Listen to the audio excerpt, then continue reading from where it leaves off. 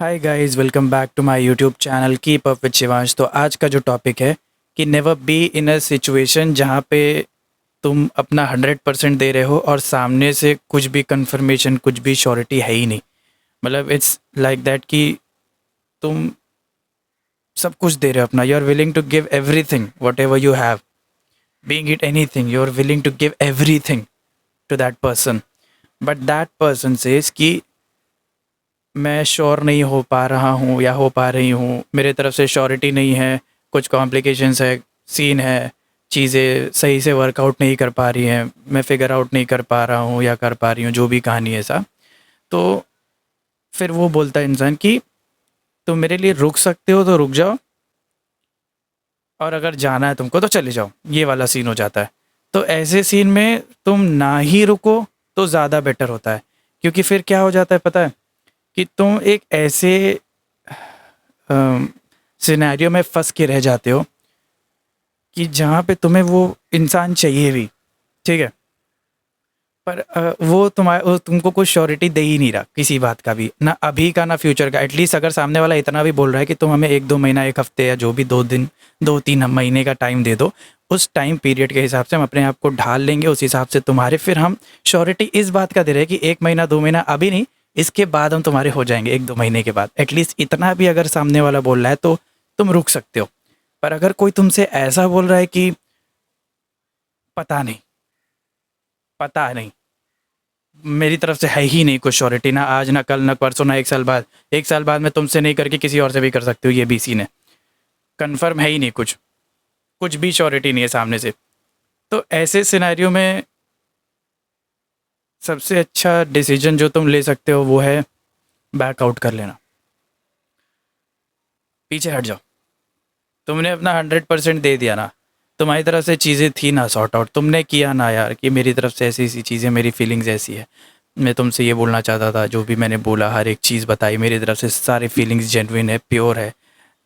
तुम मेरी नज़र में बहुत वैल्यूड हो, ये वो हर एक चीज़ सब कुछ तुमने बोल दिया।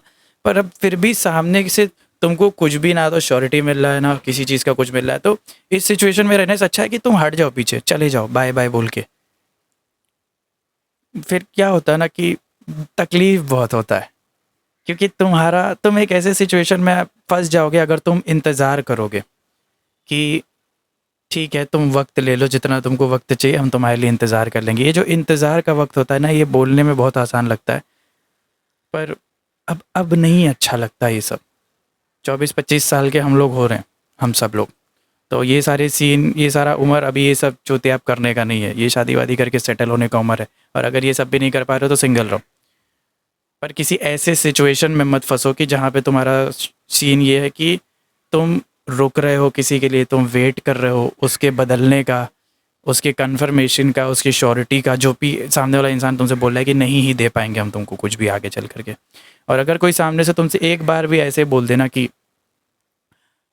मेरी तरफ से कुछ भी श्योरिटी नहीं है, कुछ भी कहानी नहीं, ऐसा वैसा, तुम हट जाओ, बैकआउट मार दो पूरी तरह से हो जाओ, एकदम गायब हो जाओ। That is for your own good, ये तुम्हारे अच्छे के लिए हम बोल रहे हैं, क्योंकि बहुत ज़्यादा मेंटल स्ट्रेस हो जाता है, बहुत ज़्यादा, हद से ज़्यादा कंट्रोल नहीं होता फिर ये। तुम भले सोच रहे हो कि नहीं यार हम कि प्यार करते हैं, ये वो, हम इंतज़ार कर ले रहे हैं, रोक ले रहे हैं, ऐसा वैसा,